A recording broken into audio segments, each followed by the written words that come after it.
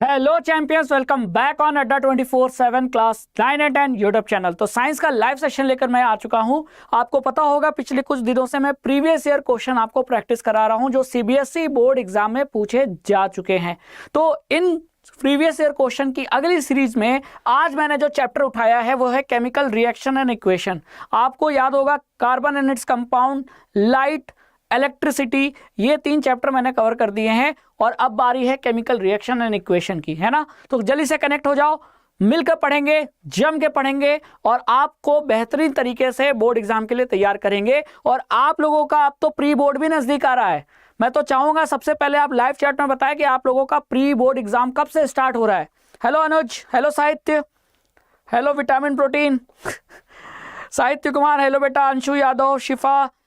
सबसे पहले बच्चों लाइव चैट में ये बताओ कि आपका प्री बोर्ड एग्जाम कब से स्टार्ट हो रहा है। क्या वो मिड नवंबर से स्टार्ट हो रहा है, क्या वो दिसंबर की फर्स्ट वीक से स्टार्ट हो रहा है। कम्युनिटी पे क्वेश्चन भी पूछा है हम लोगों ने, उस पे जाकर भी आप पोल में आंसर दे सकते हो। आयुष कुमार, गुड इवनिंग बेटा, गुड इवनिंग। 15 नवंबर से, ओके। सृष्टि कह रही है 15 नवंबर से। गौरांश ने कहा है 29 नवंबर से। मोटिवेशनल वीडियो कह रहे हैं सर 1 दिसंबर से। अभी स्कूल में नहीं बताया गया है, second week of December. Okay okay, 20 नवंबर के बाद, मतलब नवंबर के लास्ट तक काफी स्कूलों में एग्जाम स्टार्ट हो जाएगा जो कि मिड दिसंबर तक चलेगा, है ना। तो कोई बात नहीं, थैंक यू सो मच बताने के लिए। स्नेहा दैया, हेलो बेटा, गुड इवनिंग, बहुत बढ़िया। अभी मिश्रा, हेलो। जैब, बहुत बढ़िया। शिवांश प्रताप, हेलो बेटा। चलो तो स्टार्ट करते हैं chemical reaction and equation previous year question. अच्छा, मैंने अचानक से पुराने चैप्टर क्यों उठाए? क्योंकि बच्चों आगे जो आप लोग पढ़ रहे हो पिछला जो है वो तो भूलना नहीं है ना, नहीं तो बहुत बड़ा लॉस हो जाएगा, इतना बड़ा घाटा आप सह नहीं सकते। तो पिछला जो भी आपने पढ़ा था उसका एक बार रिवीजन भी हो जाए और आपको बोर्ड एग्जाम के स्टैंडर्ड क्वेश्चन का जो स्टैंडर्ड है वो भी पता चल जाए, आइडिया लग जाए कहां से कैसा क्वेश्चन आ सकता है। इसीलिए मैंने प्रीवियस ईयर क्वेश्चन की ये सीरीज चलाई है। तो ये सीरीज चलती रहेगी अगले कुछ दिनों तक, ठीक है। तो चलिए पहला क्वेश्चन आपके सामने है, बहुत बढ़िया। अब इसमें आपको दिया हुआ है कॉपर सल्फेट प्लस आयरन और प्रोडक्ट में क्या बन रहा है, कॉपर प्लस आयरन सल्फेट। अब आपको इसमें से सही ऑप्शन सेलेक्ट करना है। बताओ सही ऑप्शन क्या होगा। बहुत बढ़िया क्वेश्चन है, बहुत बढ़िया, बहुत बढ़िया क्वेश्चन है। देखते हैं कौन कौन बच्चा इसका आंसर बता पाता है। मैं साइड हट जाता हूं, क्वेश्चन काफी अच्छा क्वेश्चन है। कौन ऑक्सीडाइज हुआ, कौन रिड्यूस हुआ, रिड्यूसिंग एजेंट कौन है, कौन ऑक्सीडाइज हुआ, ये आपको बताना है। सर आप कौन से ईयर का क्वेश्चन लेते हैं और कितने ईयर का लेते हैं? लास्ट के 5-6 साल का, है ना। 2016-17 से लेकर 2022 यानी इस साल जो एग्जाम हुआ था, इतने साल का हम क्वेश्चन प्रैक्टिस कराते हैं आपको, है ना। ठीक है अखिलेश कुमार, चलो। अब सबसे पहले तो ऑक्सीडाइज जो हुआ, ऑक्सीडाइजिंग एजेंट, रिड्यूसिंग एजेंट, कौन ऑक्सीडाइज हुआ कौन रिड्यूस हुआ, ये कंफ्यूजन काफी बच्चों को रहता है। तो इस कंफ्यूजन को अभी दूर कर लो, है ना। एलआईसी एजेंट, ये मैं एग्जांपल देता हूं, बार बार एग्जांपल देता हूं, इस एग्जांपल से आप अच्छे से समझ सकते हैं। एलआईसी एजेंट खुद की एलआईसी पॉलिसी करता है कि दूसरों की एलआईसी पॉलिसी करता है? लाइव चैट में बताओ। एलआईसी एजेंट जो एलआईसी की पॉलिसी है, जीवन आनंद, जीवन बीमा, जो भी पॉलिसी है, तो वो पॉलिसी दूसरों को करता है, दूसरों के लिए करता है कि खुद का करता है एलआईसी पॉलिसी? तो आपका आंसर क्या होगा? दूसरों का करता है।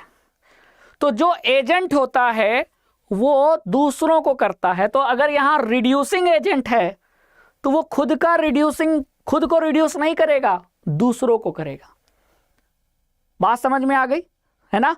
तो जो रिड्यूसिंग एजेंट है, एक बात ये समझ लो, अगर वो रिड्यूसिंग एजेंट है तो वो एजेंट खुद को रिड्यूस थोड़ी करेगा, वो किसी दूसरे को रिड्यूस करेगा। तो खुद को क्या करेगा, लाइव चैट में बताओ। हाँ, दूसरों को करेगा। तो दूसरों को रिड्यूस करेगा तो खुद क्या हो जाएगा, ऑक्सीडाइज हो जाएगा। अगर मैं ऑक्सीडाइज हो जाऊंगा तभी तो किसी दूसरे को रिड्यूस कर पाऊंगा, और दूसरों को रिड्यूस करूंगा तो मैं रिड्यूसिंग एजेंट कहलाऊंगा। है ना। तो रिड्यूसिंग एजेंट कौन हुआ? जो दूसरों को रिड्यूस करे, खुद क्या हो जाए? ऑक्सीडाइज हो जाए। और ऑक्सीडाइज मतलब ऑक्सीजन, नंबर ऑफ ऑक्सीजन का बढ़ जाना। रिड्यूसिंग एजेंट खुद ऑक्सीडाइज हो जाएगा। ऑक्सीडाइज का मतलब उसमें ऑक्सीजन बढ़ जाएगा, है ना। तो आपको यह देखना है कि किसमें ऑक्सीजन बढ़ा है।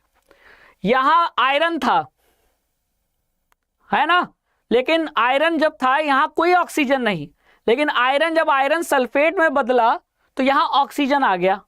तो कौन ऑक्सीडाइज हुआ? आयरन ऑक्सीडाइज हुआ। तो जो ऑक्सीडाइज हुआ वो रिड्यूसिंग एजेंट कहलाएगा। तो iron is the reducing agent. Iron क्या है? Reducing agent. ठीक है, तो ये ऑप्शन तो पहले ही गलत हो गया। Iron is reducing agent. अब बात करते हैं ऑक्सीडाइज कौन हुआ। तो रिड्यूसिंग एजेंट ने क्या किया? दूसरों को रिड्यूस किया, खुद ऑक्सीडाइज हो गया, है ना, खुद ऑक्सीडाइज हो गया। बात समझ में है? क्लियर? तो खुद ऑक्सीडाइज हो गया। तो अब आप ये बताओ कि ये ऑप्शन तो हो नहीं सकता। अब आ जाओ, कौन ऑक्सीडाइज हो रहा है? ऑक्सीडाइज कौन हो रहा है बताओ? Substance oxidise. तो यहां ऑक्सीडाइज कौन हो रहा है, जरा आप बताओगे? बताओ। तो यहां आयरन ही तो ऑक्सीडाइज हो रहा है। तो ऑप्शन कौन सा होगा? ए होगा, बिल्कुल सही। जो ऑक्सीडाइज होगा वही तो रिड्यूसिंग एजेंट होगा। तो ऑक्सीडाइज जो होगा वही रिड्यूसिंग एजेंट होगा। बात सिंपल है, जो ऑक्सीडाइज होगा वही रिड्यूसिंग एजेंट। आंसर ए है। क्लियर? हाँ बिल्कुल ए होगा, ए होगा, बिल्कुल सही। चलो अगले क्वेश्चन पे चलते हैं। बहुत बढ़िया क्वेश्चन है। बताओ, कैल्शियम ऑक्साइड रिएक्ट्स विगरसली। चूना पत्थर में पानी डाल दो, बुलबुले उठेंगे, गर्म हो जाएगा वो बर्तन जिसमें चूना पत्थर में आपने पानी डाला था ना, उस बर्तन में अगर आप देखोगे, छू के देखोगे, गर्म हो जाएगा, क्योंकि स्लेक्ड लाइम बन रहा है। ये रिएक्शन है। Reaction can be classified as A B C D. Option ये नहीं है, ऑप्शन यहां है। तो आपको बताना है कि ये रिएक्शन जो है वो किस टाइप का रिएक्शन है। ऑप्शन ये है, ऑप्शन ये नहीं है। क्या होगा बताओ?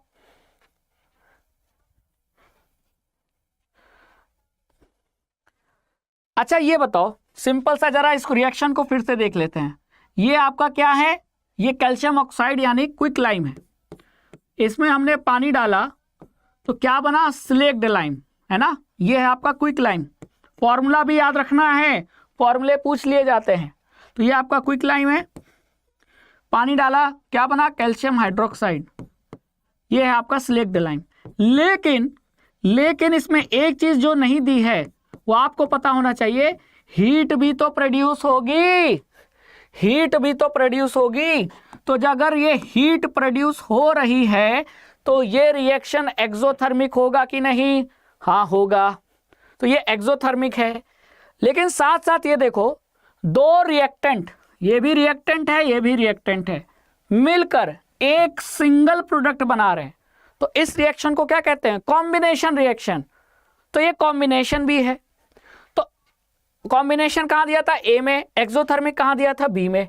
तो ये कॉम्बिनेशन भी है, ये एक्सोथर्मिक रिएक्शन भी है, यानी ए भी होगा सही, बी भी होगा। और ए और बी कहां दिया था? डी ऑप्शन में दिया था। तो बच्चा क्या टिक करोगे? डी टिक करोगे। ए भी सही है, बी भी सही है। एंडोथर्मिक होगा नहीं, क्योंकि एंडोथर्मिक में हीट कंज्यूम होती है, ठीक है, और ऑक्सीडेशन ये है नहीं। डी होगा आंसर। जिन जिन बच्चों ने डी आंसर लगाया है बिल्कुल सही। तो देखो बच्चा, ऑब्जेक्टिव क्वेश्चन भी प्रैक्टिस करा रहा हूं। क्यों? क्योंकि अगर आपने सैंपल पेपर देखा हो तो सैंपल पेपर में ऑब्जेक्टिव क्वेश्चन भी है, असर्शन रीजन भी है, सब्जेक्टिव क्वेश्चन भी है, डायग्राम बेस्ड क्वेश्चन भी है और केस बेस्ड क्वेश्चन भी है। मतलब हर टाइप के क्वेश्चन से आपको चलाया जाएगा तीर, एग्जामिनर आपके ऊपर तीर चलाएगा, आपको बचना है और अपना चालान कटवाने से बचना है। गाड़ी साइड में नहीं होनी चाहिए, गाड़ी दौड़ती रहनी चाहिए। क्या चालान कटा आपका? रस्ट का केमिकल फॉर्मूला होता है Fe2O3.XH2O। X मतलब कोई भी नंबर 1 2 3 है ना, ये होता है, जिसने भी पूछा है। ऑक्सीडेशन मतलब, ऑक्सीडेशन देखो ऐसा, कॉपर का रिएक्शन ऑक्सीजन के साथ कराते हैं, मतलब कॉपर को गर्म करें तो ब्लैक कलर का कॉपर ऑक्साइड बनेगा, तो कॉपर में कॉपर ऑक्साइड में बदल गया। तो अगर आप यहां देखो ऑक्सीजन इंक्रीज हो रहा है ना, यहां एक भी ऑक्सीजन नहीं था, यहां एक ऑक्सीजन है, तो ऑक्सीजन का इंक्रीज होना ये ऑक्सीडेशन रिएक्शन है। बात समझ में आ गया? ठीक है, सी हो नहीं सकता यहां, सी एंडो, क्योंकि ये एक्सोथर्मिक है तो एंडोथर्मिक कैसे होगा? एक ही रिएक्शन एक्सोथर्मिक भी हो जाए एंडोथर्मिक भी हो जाए ना, या तो वो एक्सोथर्मिक, या तो हीट निकलेगी रिलीज होगी, या हीट कंज्यूम होगी, दोनों में से कोई एक ही होगा ना। तो सी वाला तो हो नहीं सकता, यहां सी ऑप्शन था नहीं होगा, यहां सी था नहीं होगा, यहां सी था नहीं होगा, तीन ऑप्शन गलत होंगे।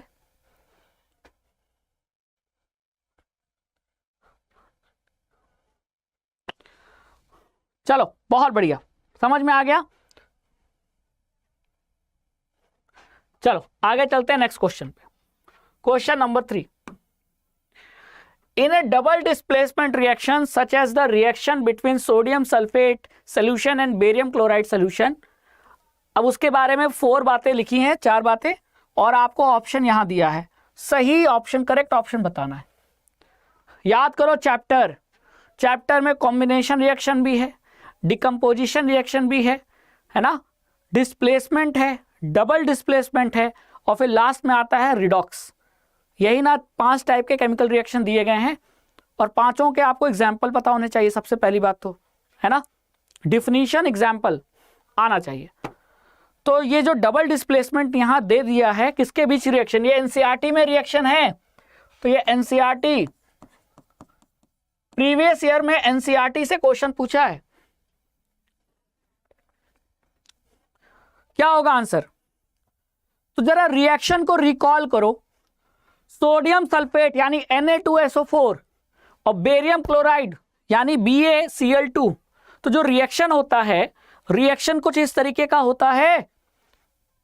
तो डबल डिस्प्लेसमेंट में एक्सचेंज होता है, एक दूसरे की जगह एक्सचेंज कर लेते हैं।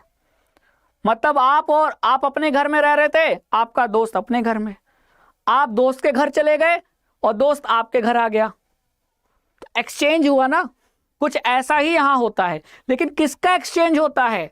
एनसीईआरटी में साफ साफ लिखा है आयंस का एक्सचेंज होता है, ना कि एटम्स का। तो यहां क्या लिखा था? एक्सचेंज ऑफ एटम, ये इसीलिए गलत हो गया।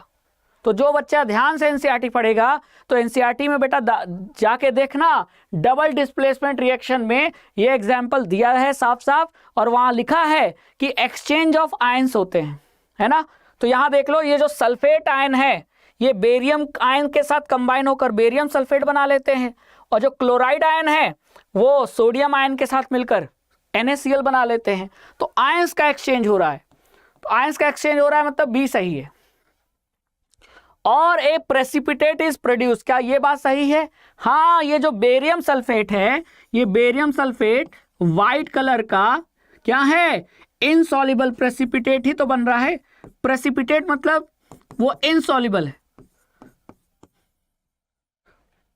तो बेरियम सल्फेट एक सॉल्ट है, और ये सॉल्ट व्हाइट कलर का होता है, और ये व्हाइट कलर का सॉल्ट पानी में इनसॉल्युबल होता है। तो जब आप टेस्ट ट्यूब में देखोगे तो ये सॉल्ट क्या होगा? नीचे बैठ जाएगा, सेटल हो जाएगा, क्योंकि ये इनसॉल्युबल है। जैसे आप पानी में बालू डाल दीजिए तो थोड़ी देर बाद वो बालू के जो पार्टिकल्स हैं वो कहाँ? नीचे बॉटम में सेटल मिलेंगे, कुछ ऐसा ही। तो ये प्रेसिपिटेट इज प्रोड्यूस्ड, यस।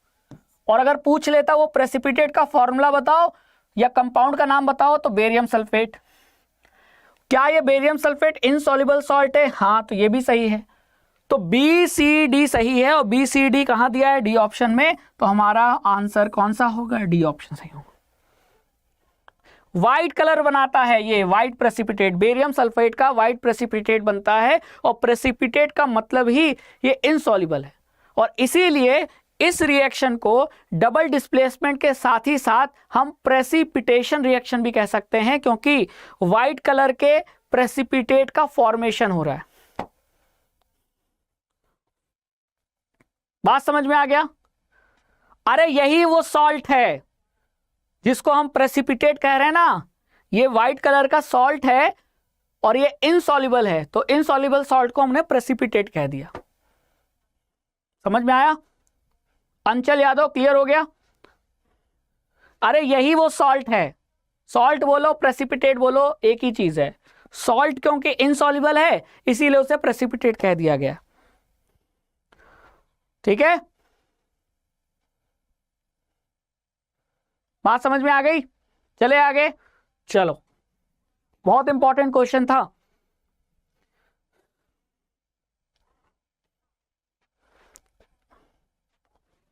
चलो अगला question. Reema took 5 ml of lead nitrate solution in a beaker and added approximately 4 ml of potassium iodide solution to it. What would she observe? बहुत बढ़िया क्वेश्चन है। किसका रिएक्शन हो रहा है? लेड नाइट्रेट का पोटेशियम आयोडाइड के साथ रिएक्शन हो रहा है। सर कौन सा कलर बनता है रिएक्शन में? अंचल यादव एनसीईआरटी पढ़ो, एनसीईआरटी में साफ साफ लिखा है कि कौन सा कलर बनता है प्रेसिपिटेट का। तो बेरियम सल्फेट व्हाइट कलर का प्रेसिपिटेट बनता है। आप लोग एनसीईआरटी नहीं पढ़ते बेटा, ठीक से पढ़ा करो। बताओ, पहले बताओ यहां जो रिएक्शन होगा वो रिएक्शन किस टाइप का होगा? बहुत इंपॉर्टेंट है। लेड नाइट्रेट, लेड यानी पीबी, नाइट्रेट यानी NO3 ट्वाइस, और पोटेशियम आयोडाइड यानी KI, है ना, KI,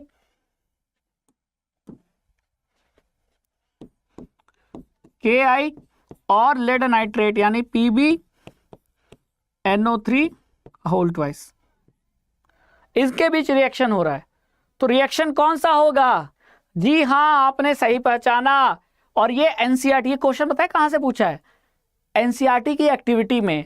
तो जहां ये बेरियम सल्फेट वाला जो क्वेश्चन है ना, ये पिछला वाला जो आपने देखा, जहां ये रिएक्शन दिया है एनसीईआरटी में पहले चैप्टर में, इसी रिएक्शन के बाद जो एनसीईआरटी एक्टिविटी आपको लिखी हुई है उसी एक्टिविटी का ये क्वेश्चन है ना।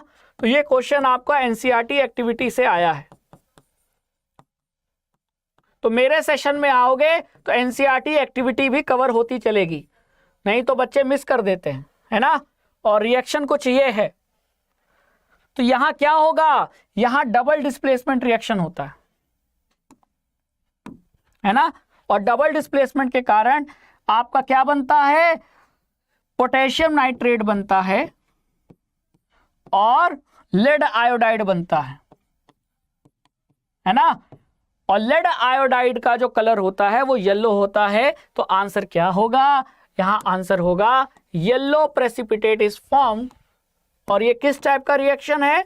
ये डबल डिस्प्लेसमेंट है। तो आपके एनसीईआरटी बुक में दो ही डबल डिस्प्लेसमेंट रिएक्शन दिए गए हैं, एक इसके पहले जो बताया और एक ये डबल डिस्प्लेसमेंट रिएक्शन। बात समझ में आ गई? क्लियर है? हाँ, येलो प्रेसिपिटेट बनेगा, ये बात आपको ध्यान रखनी है। येलो प्रेसिपिटेट किसका बनेगा? लेड आयोडाइड का बनेगा। तो यहां भी प्रेसिपिटेट बन रहा है लेकिन येलो कलर का। और प्रेसिपिटेट प्रेसिपिटेट का कंपाउंड का नाम क्या है या फॉर्मूला क्या है? Lead iodide. हाँ, इसे भी प्रेसिपिटेशन रिएक्शन कह सकते हैं, बिल्कुल सही। ठीक है, चले आगे। चलो अगला question. Which of the following correctly represent a balance chemical equation? इनमें से बैलेंस केमिकल इक्वेशन कौन सा है? बताओ, बैलेंस केमिकल इक्वेशन कौन सा है?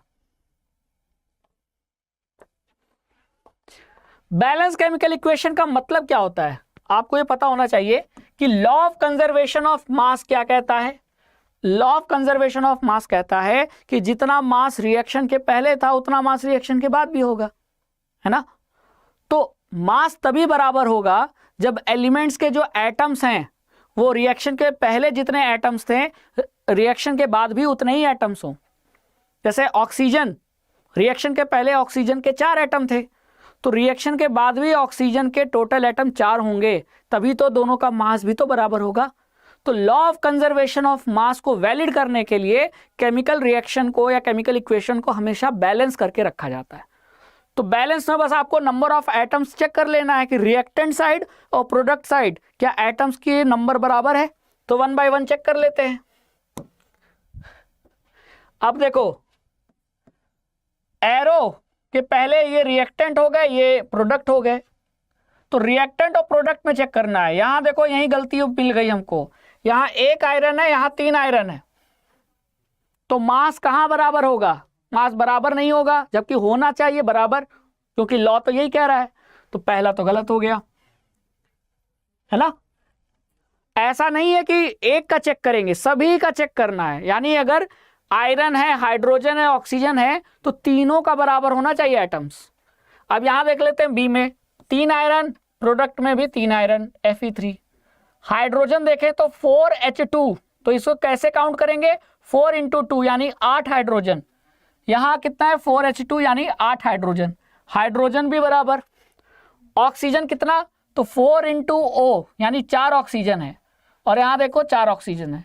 तो इस केमिकल इक्वेशन में आयरन, हाइड्रोजन और ऑक्सीजन तीनों बैलेंस है, तो हमारा आंसर यही होना चाहिए। सी देख लेते हैं, 3 आयरन 3 आयरन ठीक है, 2 हाइड्रोजन 2 हाइड्रोजन ठीक है, 1 ऑक्सीजन 4 ऑक्सीजन गलत, बैलेंस नहीं है ना। क्लियर? अब इसको देख लेते हैं, 3 आयरन 3 आयरन ठीक है, आयरन तो बैलेंस है, 8 हाइड्रोजन 2 हाइड्रोजन, ये तो बैलेंस ही नहीं है, गलत। तो यहां सिर्फ बैलेंस कौन सा है? बी। तो हमारा आंसर क्या होगा? आंसर हमारा बी होगा। आप लोगों ने चेक कर लिया हो तो पूछो, कोई डाउट अगर है तो पूछ सकते हो आप लोग। बिल्कुल सही, साजिद अंसारी, निकिता तिवारी, रतन वर्मा, गुरमिलन कौर, ममता गुप्ता, अनुज, आरबी। ठीक है, तो अगर ये क्वेश्चन पूछा जाए कि बैलेंस केमिकल इक्वेशन होना क्यों जरूरी है, ताकि एलिमेंट के जो मास है वो कंजर्व हो सके, जितना मास रिएक्शन के पहले उतना मास बाद में भी होना चाहिए। तो मास तभी बराबर होगा जब एलिमेंट के एटम्स का नंबर बराबर होगा। किधर बराबर? रिएक्टेंट साइड और प्रोडक्ट साइड, दोनों तरफ इक्वल होगा तभी। नहीं नहीं आलोक अमन, ये बात गलत है कि जितने प्रेसिपिटेशन रिएक्शन है वो सभी डबल डिस्प्लेसमेंट होते हैं। नहीं नहीं, ऐसा नहीं है। लेकिन एनसीईआरटी में जो 2 एग्जाम्पल दिए हैं डबल डिस्प्लेसमेंट के, दोनों में प्रेसिपिटेट का फॉर्मेशन हो रहा है। एक जगह व्हाइट प्रेसिपिटेट था, एक जगह येलो कलर का प्रेसिपिटेट। तो वो आपको देखने में ऐसा लग रहा है कि जो भी डबल डिस्प्लेसमेंट है वो प्रेसिपिटेशन रिएक्शन भी है, ऐसा कोई जरूरी नहीं, हो भी सकता है नहीं भी हो सकता। चले आगे, चलो 5 के बाद आगे चलते हैं क्वेश्चन नंबर 6 पे। 2 ग्राम सिल्वर क्लोराइड उसे चाइना डिश में लिया गया। चाइना डिश मतलब एक कटोरी जैसा, एक्सपेरिमेंट करने के लिए, है ना। जैसे आपने देखा होगा कि घर में जब चाय वाय बनाते हैं तो अदरक को कूटने के लिए एक छोटा सा क्या होता है, वो पत्थर का होता है ना, उसे कूट रहे होते हैं, है ना। मार्बल का, मान लो मार्बल का बना है, उसी तरह चाइना डिश होता है ना। And the China dish is placed in sunlight, मतलब चाइना डिश में हमने सिल्वर क्लोराइड रखा और उसे सनलाइट के सामने रख दिया। What will be your observation in this case? तो याद करो एनसीईआरटी, सिल्वर क्लोराइड यानी AgCl सनलाइट में रखेंगे तो क्या होगा? AgCl का कलर क्या है? हाँ, सनलाइट की गर्मी से, सनलाइट की जो गर्मी है उसके वजह से AgCl का डिकम्पोजिशन होगा, और AgCl का डिकम्पोजिशन होगा तो क्या बनेगा? सिल्वर बनेगा। तो यहां आपको ध्यान देना है कि ये देखो, ये वाला रिएक्शन है sunlight, China dish, China dish में क्या रखा है? सिल्वर क्लोराइड, है ना। और यहां रिएक्शन हुआ तो ड्यू टू डिकम्पोजिशन, कौन सा reaction? Decomposition reaction, the white silver chloride turns grey in sunlight. और ये ग्रे क्यों हुआ? क्योंकि क्या बना है? सिल्वर। तो व्हाइट कलर का सिल्वर क्लोराइड ग्रे कलर के सिल्वर में डिकम्पोज हो जाता है और साथ ही साथ क्लोरीन भी गैस बनती है। तो ये रहा रिएक्शन। सर आप 4 रो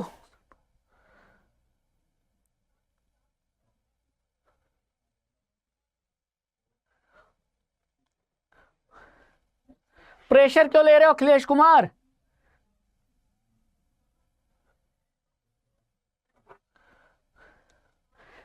मैं प्रीवियस ईयर क्वेश्चन लेता हूं, वो अलग अलग सेट के हो सकते हैं, ठीक है अखिलेश कुमार? हाँ हाँ, प्री बोर्ड के लिए भी है। प्री बोर्ड मतलब बोर्ड की तैयारी हो रही है ना। प्री बोर्ड का सिलेबस अलग और बोर्ड का सिलेबस अलग होता है क्या? कैसा क्वेश्चन पूछ रहे हो? अरे प्री बोर्ड इसीलिए स्कूल में रखा जाता है कि बोर्ड एग्जाम के पहले आपके ऊपर प्रेशर हो कि भैया जल्दी से सिलेबस पढ़ लो और एक बार एग्जाम दे लो, ताकि आपको असेसमेंट लग जाए कि मेरी कितनी प्रिपरेशन है। और जो चीज़ प्रिपेयर नहीं है अगले कुछ दिनों में प्रिपेयर करके फिर बोर्ड एग्जाम देने जाओ। तो बोर्ड एग्जाम में अच्छे मार्क्स लाने के लिए स्कूल में प्री बोर्ड कराया जाता है। तो क्या दोनों का सिलेबस अलग अलग होगा? अरे मेरे प्यारे बच्चों, नादान बालकों, कैसी बात कर रहे हो, है ना? तो यहां ध्यान रखना है कौन ग्रे कलर का है, कौन व्हाइट कलर का है। तो जो सिल्वर क्लोराइड है ये व्हाइट कलर का, और डिकम्पोजिशन रिएक्शन के बाद सिल्वर बनता है ये ग्रे कलर का। सिल्वर का कलर प्योर व्हाइट थोड़ी होता है, आपने देखा होगा सिल्वर की जो शाइनिंग होती है हल्की ग्रेइश होती है ना, प्योर व्हाइट थोड़ी होता है। तो पूछा था कि क्या होगा ऑब्जर्वेशन, तो आपका ये ऑब्जर्वेशन लिखना पड़ेगा कि यहाँ डिकम्पोजिशन रिएक्शन के कारण ग्रे कलर का silver chloride, sorry white colour का सिल्वर क्लोराइड ग्रे कलर के सिल्वर में कन्वर्ट हो जाएगा, ठीक है। और सेकंड में क्या लिखा था? Right the chemical equation involve in a balanced form. तो बैलेंस केमिकल इक्वेशन आपने लिख दिया, यही आपका एनसीईआरटी में दिया है। देखो 2 सिल्वर 2 सिल्वर, 2 क्लोरीन 2 क्लोरीन, तो केमिकल इक्वेशन बैलेंस है कि नहीं? बस अगर एग्जाम में आता है तो ये 2 नंबर का आता, 1 नंबर ऑब्जर्वेशन का और 1 नंबर रिएक्शन लिखने का, हो गए 2 नंबर। सर इलेक्ट्रिसिटी पीवाईक्यू कब आएगा? क्रिस केशरी कल ही तो कराया था, जाके वीडियो देखो बेटा। हाँ इंपॉर्टेंट है, एनसीईआरटी एग्जाम्पलर प्रैक्टिस के लिए बहुत इंपॉर्टेंट है, ठीक है। और फिर ये भी पूछा था कि identify the type of chemical reaction. तो ये किस टाइप का केमिकल रिएक्शन है? डिकम्पोजिशन रिएक्शन है। तो रिएक्शन डिकम्पोजिशन रिएक्शन 3 वजह से हो सकता है, सनलाइट की वजह से, है ना, या हीट करने की वजह से, है ना, नहीं तो बताओ तीसरा तरीका बताओ।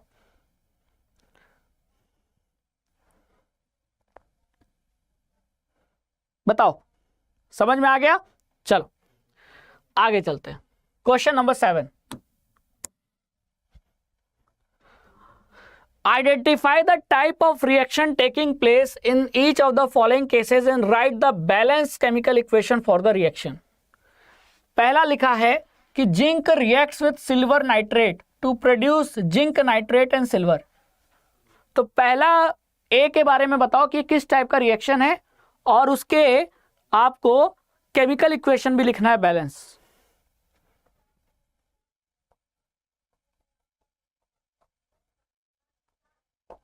क्लियर?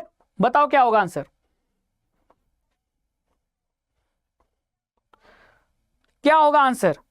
अरे जिंक का रिएक्शन सिल्वर नाइट्रेट के साथ कराओ, तो जिंक प्लस सिल्वर नाइट्रेट यानी Zn प्लस AgNO3। अब आप ये बताओ कि यहां कौन सा रिएक्शन होना चाहिए। साफ साफ देखो कि रिएक्टिविटी सीरीज में जिंक ऊपर आता है सिल्वर के कंपैरिजन में, और जिंक ऊपर आता है, जिंक भी मेटल सिल्वर भी मेटल, लेकिन मेटल्स की रिएक्टिविटी सीरीज में जिंक का जो स्थान है, प्लेस है, उसकी जो इज्जत है वो ज्यादा है क्योंकि वो ऊपर आता है। तो जिंक अपने से कम रिएक्टिव मेटल सिल्वर को क्या कर देगा? डिस्प्लेस कर देगा। तो जहां मेटल्स का डिस्प्लेसमेंट हुआ, एक मेटल दूसरे मेटल को डिस्प्लेस कर रहा है, तो वहां कौन सा रिएक्शन होगा? डिस्प्लेसमेंट रिएक्शन होगा, है ना। तो पहला क्वेश्चन का तो आंसर मिल गया कि कौन सा रिएक्शन था पहले केस में रिएक्शन डिस्प्लेसमेंट रिएक्शन था। और फिर हमको एक बैलेंस केमिकल इक्वेशन लिखना था, वो हमने यहां लिख दिया, Zn + 2AgNO3। तो अब Ag को हटा देगा तो बेचारा Ag अलग हो गया और जिंक आकर नाइट्रेट के साथ कंपाउंड बना लेगा। तो यहां एक Zn, यहां एक Zn, 2 सिल्वर, एक नाइट्रोजन, है ना, नहीं सॉरी 2 नाइट्रोजन, 2 3 जा 6 ऑक्सीजन, 2 3 जा 6 ऑक्सीजन, यानी सारे एलिमेंट्स बैलेंस है। ठीक है, चाहो तो मैं इसको फिर से लिख दे रहा हूं, अगर आपको ये दिखाई नहीं दे रहा है तो मैं लिख देता हूं Zn + 2AgNO3। ठीक है, अब नाइट्रेट, जिंक को लालच आया कि मुझे नाइट्रेट के साथ शादी करनी है, लेकिन ये इसका बॉयफ्रेंड है। अब जिंक ज्यादा ताकतवर है, गुंडा है जिंक, अपने बॉडीगार्ड को भेजा और सिल्वर को बोला भाग, हटो यहां से, हटो। सिल्वर बेचारा डरपोक हट गया, कम रिएक्टिव, तो बेचारा कोने में अलग हो गया। अब जिंक आया और जिंक ने नाइट्रेट के साथ जबरदस्ती शादी कर ली और बेचारा सिल्वर देखते रह गया। तो ये डिस्प्लेसमेंट रिएक्शन भी है, मतलब डिस्प्लेसमेंट रिएक्शन है, एक मेटल ने, ज्यादा रिएक्टिव मेटल ने कम रिएक्टिव मेटल को डिस्प्लेस कर दिया। बात समझ में आ गई? और ये इसका बैलेंस इक्वेशन है, देख लो, सॉरी यहां 2 Ag होगा तब जाके बैलेंस होगा। बात समझ में आ गई? अब आ जाते हैं बी पे। अभी आपने पढ़ा पोटेशियम आयोडाइड का लेड नाइट्रेट के साथ, और ये तो डबल डिस्प्लेसमेंट रिएक्शन था ना, तो ये तो अभी हमने पढ़ा था, याद करो। पोटेशियम आयोडाइड का लेड नाइट्रेट के साथ रिएक्शन होगा तो डबल डिस्प्लेसमेंट रिएक्शन होगा, आयंस का एक्सचेंज होगा, तो नाइट्रेट पोटेशियम के साथ बना लेगा पोटेशियम नाइट्रेट, और आयोडीन लेड के साथ बना लेगा लेड आयोडाइड, और ये लेड आयोडाइड येलो कलर का प्रेसिपिटेट होगा, है ना। तो यहां एरो ये बता रहा है, या नीचे येलो क्या लिखा है कि वो येलो कलर का प्रेसिपिटेट बना है, तो यहां रिएक्शन का टाइप क्या होगा, डबल डिस्प्लेसमेंट रिएक्शन, और ये उसका बैलेंस इक्वेशन है। अंचल यादव, बैलेंस में लिखना जरूरी है, जी हां बिल्कुल सही, बैलेंस में लिखना जरूरी है। तो एनसीईआरटी के जो पहले चैप्टर में जितने रिएक्शन दिए गए हैं ना, उनको लिख के प्रैक्टिस करो, है ना। जब आप उसको प्रैक्टिस करोगे तब चीजें याद होंगी। क्लियर?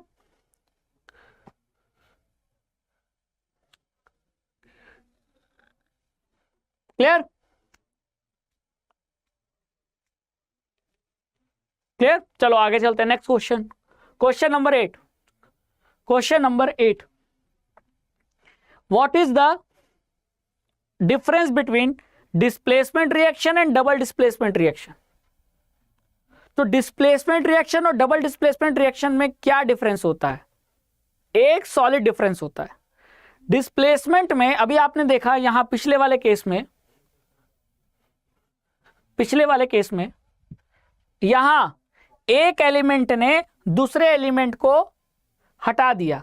याद करो वो दोस्त वाली कहानी बताई थी कि आप अपने घर में रह रहे हो, आपका दोस्त अपने घर में, अब आप निकले और अपने दोस्त के घर गए और अपने दोस्त के कॉलर पकड़ा, उसको घर से निकाल दिया और खुद वहां आ गए।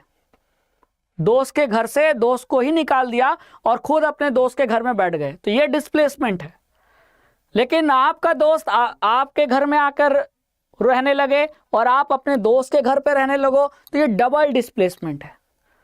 तो डिस्प्लेसमेंट रिएक्शन में एक एलिमेंट दूसरे एलिमेंट को डिस्प्लेस कर देता है डिस्प्लेसमेंट में, लेकिन डबल डिस्प्लेसमेंट में एक्सचेंज होता है, वो भी आयंस का। ये मेजर डिफरेंस है। वही चीज यहां लिखनी थी, डिफिनीशन जो लिख देगा पूरे के पूरे नंबर मिलेंगे। तो डिस्प्लेसमेंट रिएक्शन में क्या होता है, एक एलिमेंट दूसरे एलिमेंट को डिस्प्लेस कर देता है। जैसे कि पहला एग्जाम्पल, सबको एग्जाम्पल आपको देने थे ना, गिव 2 एग्जाम्पल, तो एनसीईआरटी के मैंने एग्जाम्पल लिए हैं। आया हुआ क्वेश्चन है ये बोर्ड एग्जाम में। सर आज कितने क्वेश्चन कराना है? 10 क्वेश्चन कराना है। तो एक रिएक्शन ये लिख सकते हो। अब यहां देखो, यहां आयरन और कॉपर सल्फेट, तो आयरन ज्यादा रिएक्टिव है कॉपर से, तो आयरन ने कॉपर को हटा दिया और सल्फेट के साथ शादी कर ली और बेचारा कॉपर डरपोक हट गया। तो यहां आयरन ने कॉपर को डिस्प्लेस कर दिया है। तो कॉपर सल्फेट का जो ब्लू कलर होता है वो ब्लू कलर गायब हो जाएगा। ये क्वेश्चन आया हुआ है बोर्ड एग्जाम में कि कॉपर सल्फेट में जब लोहे की नेल कील जानते हो ना, तो लोहे की कील को जब हम कॉपर सल्फेट के ब्लू कलर में डालते हैं तो उस कॉपर सल्फेट का ब्लू कलर क्यों चेंज हो जाता है? इसलिए क्योंकि ब्लू कलर कॉपर सल्फेट के वजह से है।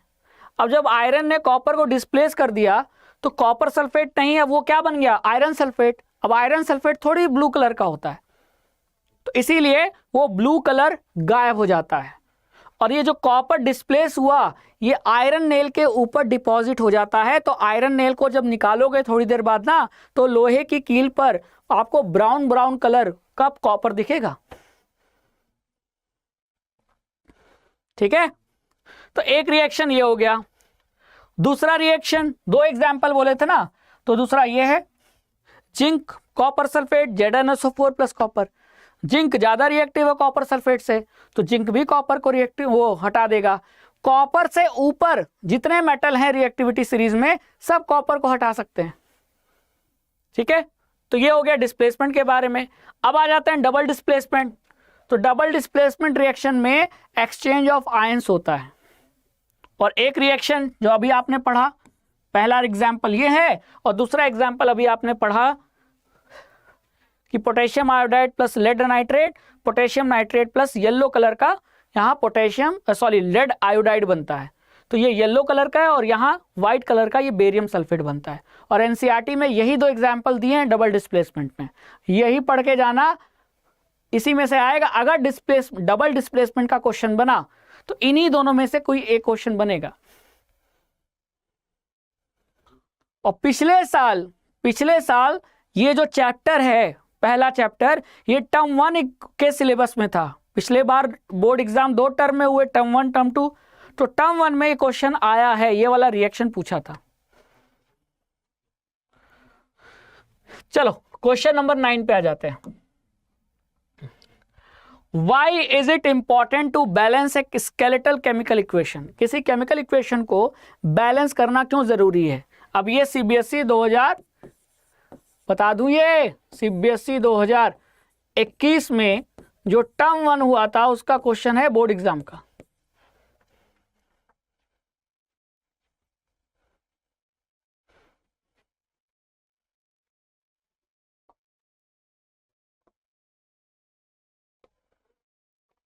बताओ। हाँ, एनसीईआरटी इक्वेशन के मतलब जो एनसीईआरटी में इक्वेशन दिए हैं वही है इंपॉर्टेंट, चाहे वो एक्टिविटीज में दिया हो, चाहे वो एग्जाम्पल के फॉर्म में दिया हो, आपको वो सारे रिएक्शन याद होने चाहिए।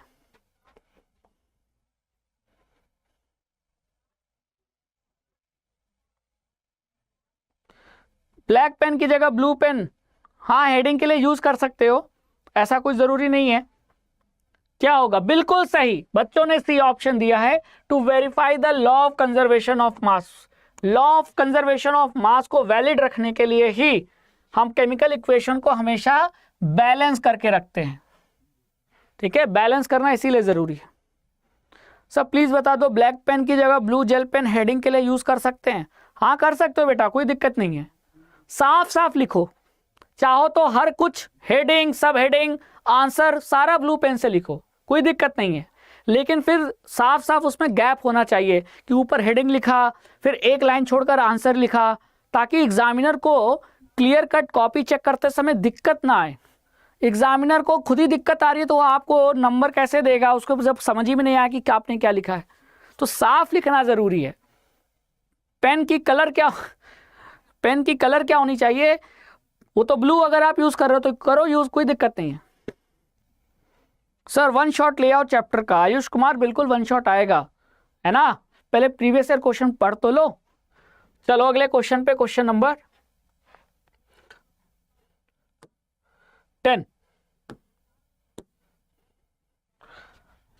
बताओ।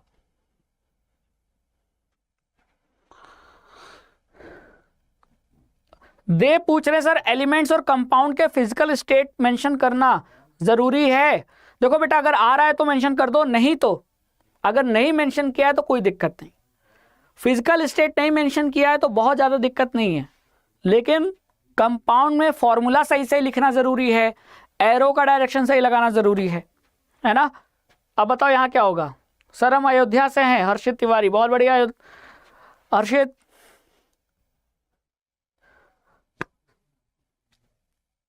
क्या होगा आंसर? अरे याद करो, अभी तो कराया था डबल डिस्प्लेसमेंट रिएक्शन, है ना। तो यहाँ डबल डिस्प्लेसमेंट रिएक्शन होगा, और डबल डिस्प्लेसमेंट रिएक्शन में क्या बनेगा बताओ। ये देखो, पोटेशियम आयोडाइड और लेड नाइट्रेट। तो लेड नाइट्रेट में पोटेशियम आयोडाइड डाला गया, तो ये देखो येलो कलर का प्रेसिपिटेट बना लेड आयोडाइड का।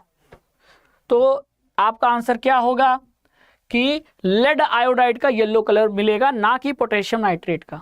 तो हमारा ए ऑप्शन सही है, फर्स्ट ऑप्शन। तो आंसर क्या गया? ए। ये बार बार इसलिए करा रहा हूं क्योंकि ये रिएक्शन एनसीईआरटी एक्टिविटी में दिया हुआ है, और एक्टिविटी अक्सर बच्चे स्किप कर देते हैं और बोर्ड एग्जाम में क्वेश्चन बन जाता है। तो इसीलिए बार बार इस इक्वेशन पे फोकस है कि ये डबल डिस्प्लेसमेंट रिएक्शन है। ठीक है, इसका फोटो खींच लो, मतलब स्क्रीनशॉट ले लो। ये रहा स्क्रीनशॉट, ले लो इसको, स्क्रीनशॉट ले लो। ठीक है, कोई दिक्कत? चलो, तो ये था आज का लेक्चर जिसमें हमने केमिकल रिएक्शन एंड इक्वेशन के प्रीवियस ईयर क्वेश्चन सॉल्व किए, है ना। अच्छा, ऐसा नहीं है कि सारे प्रीवियस ईयर क्वेश्चन इसी सेशन में हो गए, आगे भी आएंगे, है ना। तो अभी मैं प्रैक्टिस इसलिए करा रहा हूं क्योंकि आपको मैंने सारे चैप्टर पढ़ा दिए हैं। तो चैप्टर पढ़ने के बाद क्वेश्चन की प्रैक्टिस करना बहुत ज़रूरी है। जब आप खुद आंसर लिखोगे तो गलती पता चलेगी कि मैं आंसर क्यों गलत लिख रहा हूँ, कहाँ गलत लिख रहा हूँ, और इसका और बेटर आंसर कैसे लिख सकता हूँ। तो धीरे धीरे धीरे इंप्रूवमेंट आएगी आपकी राइटिंग में, और जितना अच्छा आंसर लिखना स्टार्ट कर दोगे उतना बढ़िया नंबर मिलेगा। तो बिना किसी देरी के सेशन स्टार्ट करते हैं। ये लो पहला question, explain why carbon forms covalent bond. Carbon covalent bond क्यों फॉर्म करता है, इसका रीजन दो, और give 2 reason for carbon forming a large number of compound. Carbon इतने मिलियंस ऑफ कंपाउंड क्यों बनाता है, इसके 2 रीजन देना है जो एनसीईआरटी में दिए गए, बहुत साफ साफ दिया हुआ है। अब बताओ आंसर क्या लिखोगे, फटाफट आंसर लिखना शुरू करो, दिमाग में इस क्वेश्चन का आंसर सोचो। ये बोर्ड एग्जाम का क्वेश्चन है। सर PYQ कहां से डाउनलोड करें? अभी मैं सेशन के आखिरी में बता दूंगा कि प्रीवियस ईयर क्वेश्चन कहां से डाउनलोड करना है।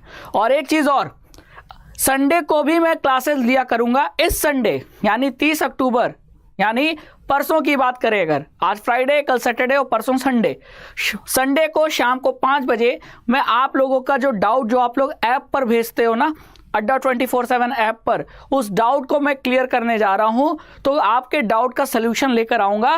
तो वो सेशन आपका संडे को शाम को 5 बजे होगा। तो अपने डाउट भर भर के भेजिए अड्डा 24/7 ऐप पर। आप ही लोगों के डाउट का मैं स्क्रीनशॉट लगाकर मैं उसका सलूशन दूंगा। ठीक है, चलो अब आंसर क्या होगा। देखो कार्बन, देखो बॉन्ड 2 ही तरीके से बनते हैं, पहली बात समझ लो। बॉन्ड का फॉर्मेशन 2 ही तरीके से होता है। क्या है सर 2 तरीका? या तो इलेक्ट्रॉन का ट्रांसफर हो, या इलेक्ट्रॉन की क्या हो, शेयरिंग हो।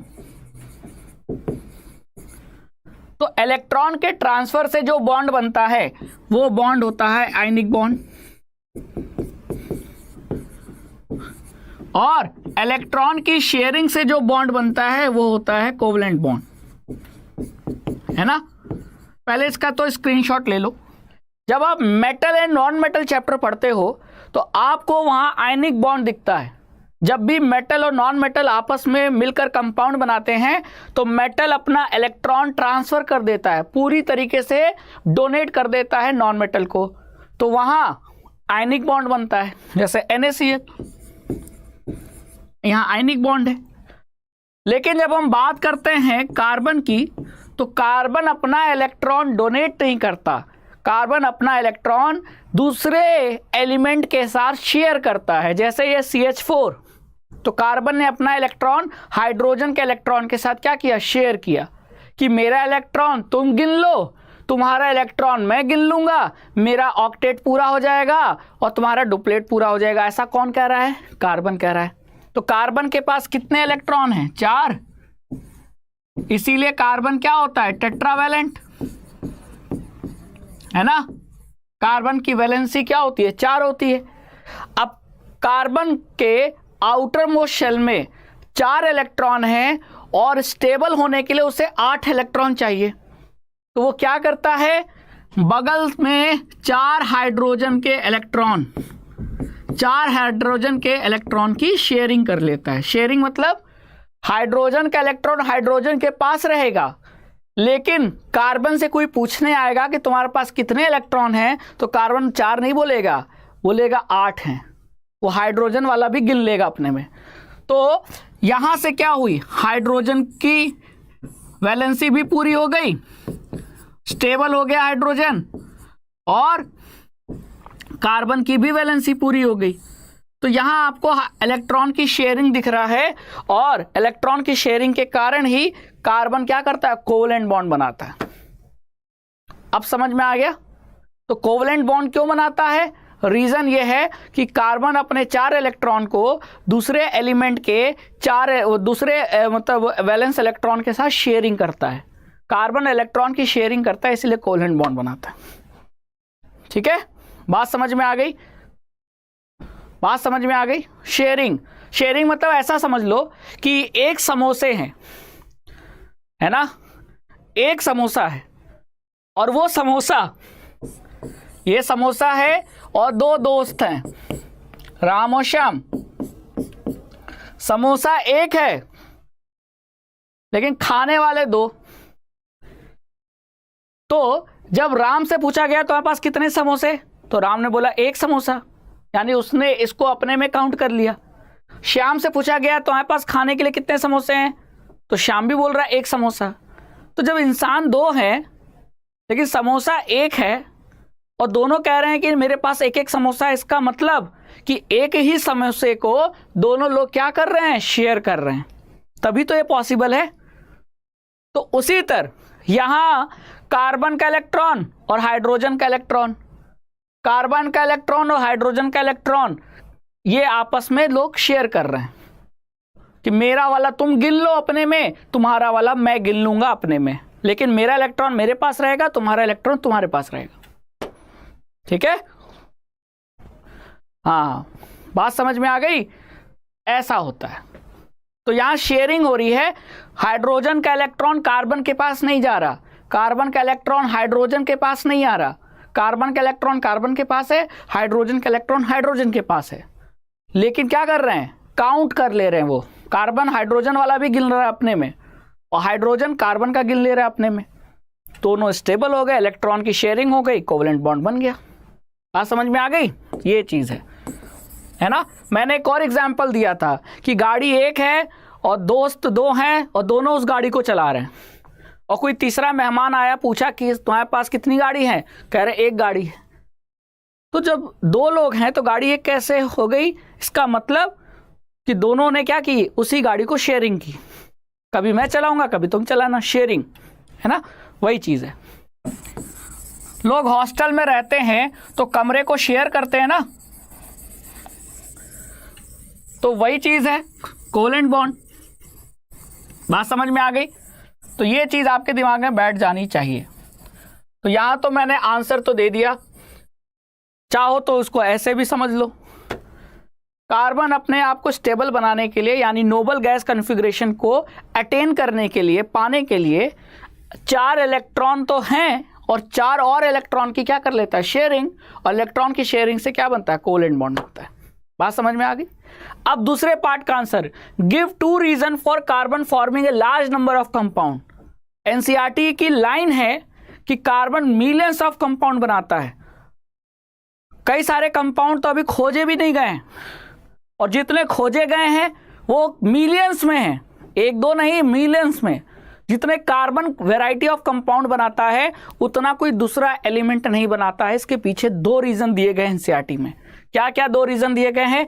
पहला रीजन क्या लिखोगे कि कार्बन में दूसरे कार्बन के साथ बॉन्ड बनाने की एक यूनिक एबिलिटी होती है, जिसके वजह से कार्बन की चेन बनती है। वो चेन स्ट्रेट भी हो सकती है, ब्रांच भी हो सकती है, रिंग फॉर्म में भी हो सकती है, और इस प्रॉपर्टी को कहते हैं कैटिनेशन। तो पहला रीजन तो ये है कि कार्बन इतने मिलियंस ऑफ कंपाउंड क्यों बनाता है? कैटिनेशन के कारण, है ना। और दूसरा क्या है रीजन? तो दूसरा रीजन ये है कि carbon has valency of 4, it is capable of bonding with 4 other atoms of carbon और other atoms of some monovalent element. Carbon valency 4 है, साइज छोटा है, तो इसके वजह से ये दूसरे कार्बन या किसी दूसरे एलिमेंट के एटम के साथ आसानी से बॉन्ड बना लेता है। तो ये दो रीजन है, ये दो रीजन के कारण कार्बन मिलियंस ऑफ कंपाउंड बनाता है। सिलिकॉन भी बनाता है, लेकिन सिलिकॉन से ज्यादा कार्बन बनाता है। सिलिकॉन में भी कैटिनेशन प्रॉपर्टी है ना, क्योंकि कार्बन के नीचे आता है सिलिकॉन पीरियोडिक टेबल में, लेकिन कैटिनेशन की प्रॉपर्टी कार्बन में ज्यादा है, सिलिकॉन में कम है, और सिलिकॉन का साइज बड़ा है। इस वजह से सिलिकॉन उतने कंपाउंड नहीं बनाता जितने कार्बन बनाता है। अब दिमाग में बैठ गया आपके? बहुत बढ़िया, बहुत बढ़िया, अंडरस्टूड, बहुत बढ़िया। तो मैं चाहता हूं कि आप लोग अपने दोस्तों को भी बुलाओ। आपके दोस्त इस समय दिवाली खत्म हो गए, उनके दिमाग में एक ही चल रहा है, अरे बोर्ड एग्जाम बोर्ड एग्जाम। तो बिल्कुल टेंशन नहीं लेना। कहां से पढ़ें? तो आप रिकमेंड करो अड्डा 24/7 क्लास 9 और 10 यूट्यूब चैनल से पढ़ें, है ना। आप शेयर करो सेशन को, उन्हें इनवाइट करो, और मिलकर हम तैयारी करेंगे, है ना। चलो अगला question, explain the formation of ammonia molecule. यानी आपको electron dot structure, carbon and its compound chapter में इलेक्ट्रॉन डॉट स्ट्रक्चर ड्रॉ करने को आ जाता है। तो आपको एमोनिया का इलेक्ट्रॉन डॉट स्ट्रक्चर ड्रॉ करना है। सर मेरा 100% सिलेबस कंप्लीट हो गया है, अब क्या करें? हर्षित तिवारी, आपका अगर सिलेबस कंप्लीट हो गया है तो आप क्वेश्चन प्रैक्टिस कीजिए, रिवीजन कीजिए, क्योंकि अभी भी आप क्वेश्चन प्रैक्टिस करने में आपको लगेगा कि हाँ कहीं गलती हो रही है, तो उन गलतियों को दूर करें, ठीक है। बहुत बढ़िया। लकी, अनुज, साजिद अंसारी, अरे फॉर्मेशन लिखना है, मतलब इलेक्ट्रॉन डॉट स्ट्रक्चर, फॉर्मूला नहीं लिखना है।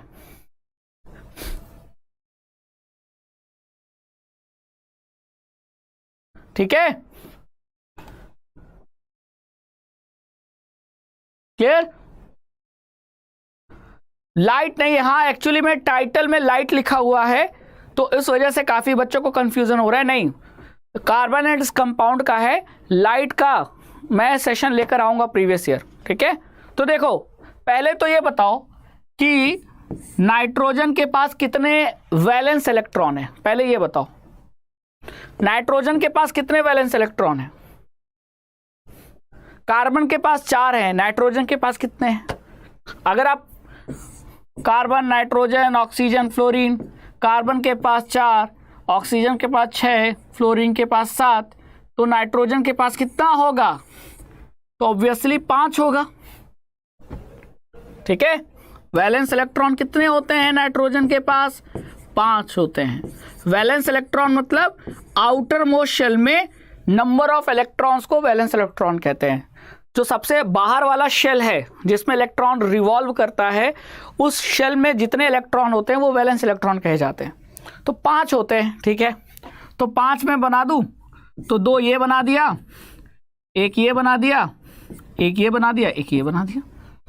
चाहो तो डॉट से बना दो, मैंने क्रॉस से दिखाया है ना, क्लियर। तो ऐसा नहीं है कि क्रॉस से दिखा दूंगा तो गलत है। आप इलेक्ट्रॉन को चाहे डॉट से रिप्रेजेंट करो चाहे क्रॉस से रिप्रेजेंट करो, आपकी मर्जी, लेकिन नंबर सही होना चाहिए। मैं चाहूं तो ऐसे भी बना सकता हूं, 5 डॉट बना दिया मैंने, है ना, क्लियर। तो चाहूं तो मैं कुछ भी बना सकता हूं, क्रॉस या डॉट। तो ये मुद्दा नहीं है, मुद्दा ये है कि कितने होने चाहिए, ठीक है। अब आप ये बताओ कितने इलेक्ट्रॉन नाइट्रोजन को चाहिए अपना ऑक्टेट पूरा करने के लिए? तो ऑक्टेट मतलब एल शेल, पहला शेल क्या होता है के में मैक्सिमम 2 इलेक्ट्रॉन रखे जा सकते हैं। अगला होता है एल शेल, एल शेल में मैक्सिमम कितने रखे जा सकते हैं इलेक्ट्रॉन, 8 हैं कितने, 5। तो जरूरत कितने इलेक्ट्रॉन की है, स्टेबल होने के लिए अपने वैलेंस शेल को फिल करना है, भरना है। भर कितना सकते हैं, 8 मैक्सिमम, हैं कितने, 5। कितने और की जरूरत है, 3। बिल्कुल सही सृष्टि कुमारी, स्नेहा दैया, बिल्कुल। तो अब ये नाइट्रोजन क्या करेगा, इलेक्ट्रॉन की शेयरिंग करेगा कि इलेक्ट्रॉन को ट्रांसफर करेगा। तो अगर मैं यहां मान लूं एमोनिया में क्या होता है, NH3 होता है ना, एमोनिया क्या होता है, NH3। तो यहां हाइड्रोजन आएगा तो हाइड्रोजन इसके इलेक्ट्रॉन को खींच नहीं पाएगा, तो इलेक्ट्रॉन ट्रांसफर तो नहीं होगा, हाँ इलेक्ट्रॉन की शेयरिंग तो होगी। तो हाइड्रोजन के पास कितना इलेक्ट्रॉन, 1। और हाइड्रोजन को स्टेबल होने के लिए कितना चाहिए, 1 और चाहिए, क्योंकि हाइड्रोजन के पास केवल के शेल है, के शेल में केवल मैक्सिमम 2 इलेक्ट्रॉन रखे जा सकते हैं। तो 1 तो इलेक्ट्रॉन हाइड्रोजन का खुद का है, और हाइड्रोजन सोच रहा है मैं नाइट्रोजन की इस 1 और इलेक्ट्रॉन को अपने में ले लूं, तो हाइड्रोजन स्टेबल हो गया। इस हाइड्रोजन के पास भी 1 इलेक्ट्रॉन, ये इसका इलेक्ट्रॉन शेयर कर लेता है तो ये स्टेबल हो गया। ये हाइड्रोजन अपना 1 इलेक्ट्रॉन और नाइट्रोजन का ये इलेक्ट्रॉन शेयर कर लेता है, ये स्टेबल हो गया। और नाइट्रोजन इन 3 हाइड्रोजन के इलेक्ट्रॉनों को आपस में शेयर करके 5 और ये 3 8 बन गया स्टेबल। नाइट्रोजन भी स्टेबल, हाइड्रोजन भी स्टेबल, दोनों का काम हो गया शेयरिंग से। ये था आपको बनाना था, ये है इलेक्ट्रॉन डॉट स्ट्रक्चर। ठीक है, बात समझ में आ गई।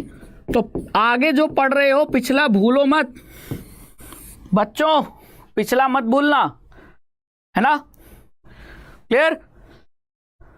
हाँ, यहां इलेक्ट्रॉन की शेयरिंग है और यहां इलेक्ट्रॉन डॉट स्ट्रक्चर बन गया। ऐसे आपसे कुछ भी पूछ सकता है, कार्बन डाइऑक्साइड का पूछ सकता है, मीथेन का पूछ सकता है ना, इथेन का पूछ सकता है, आपको ड्रॉ करना होगा।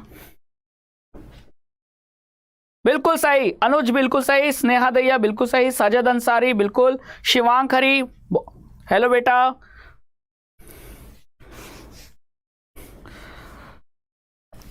आशीष भट्ट कह रहे हैं sir I love you sir. Ashish बेटा थैंक यू सो मच इतना प्यार देने के लिए, लेकिन मैं चाहूंगा कि आप लोग पढ़ो और स्कोर करो बोर्ड एग्जाम में अच्छा, है ना। चलो क्वेश्चन नंबर 3 पे आ जाते हैं। ये भी सीबीएसई का प्रीवियस ईयर क्वेश्चन है, बहुत बढ़िया क्वेश्चन है। From an experiment to study the property of an acetic acid. अब याद करो कार्बन एंड कंपाउंड चैप्टर में कार्बन के 2 कंपाउंड के बारे में पढ़ना है, इथेनॉल और इथेनोइक एसिड। इथेनोइक एसिड को ही एसिटिक एसिड कहते हैं। तो उसके बारे में 2 क्वेश्चन पूछा है कि name the substance which on addition to acetic acid produce carbon dioxide gas. मतलब वो सब्सटेंस कौन सा है जिसे एसिटिक एसिड में मिलाया जाए तो कार्बन डाइऑक्साइड गैस प्रोड्यूस होगी। Give relevant chemical equation for the above. अब कुछ याद आ रहा है, हाँ साजिद अंसारी, अनुज, बहुत बढ़िया बहुत बढ़िया। तो दिवाली के बाद जाग जाओ, समय अब नहीं है, अब तो झोंक दो अपने आप को, है ना। अभी भी अगर आप 70% पे रुके हुए हो तो आराम से आप 90 से ज़्यादा % स्कोर कर सकते हो अगर आपने इन 3 महीने में मेहनत कर दी। 15 फरवरी से आपका बोर्ड एग्जाम स्टार्ट हो जाएगा, है ना। तो फरवरी तो निकाल दो, जनवरी के एंड तक आपको हर हालत में सिलेबस कवर करके बहुत सारे सैंपल पेपर की प्रैक्टिस कर लेनी है। सैंपल पेपर की प्रैक्टिस मैं कराऊंगा, बहुत सारे कराऊंगा, है ना।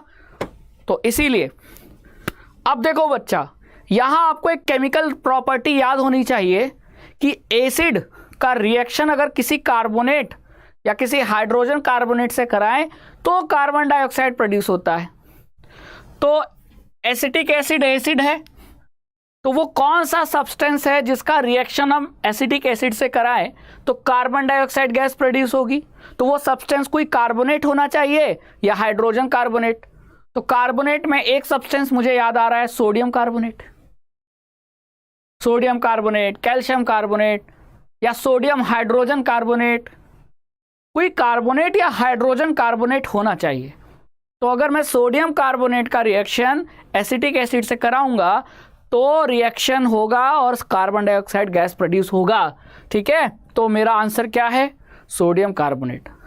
आप यहाँ कैल्शियम कार्बोनेट लिखते तो भी सही था, आप अगर सोडियम हाइड्रोजन कार्बोनेट लिखते तो भी सही था, क्योंकि कोई कार्बोनेट या हाइड्रोजन कार्बोनेट होना चाहिए बस।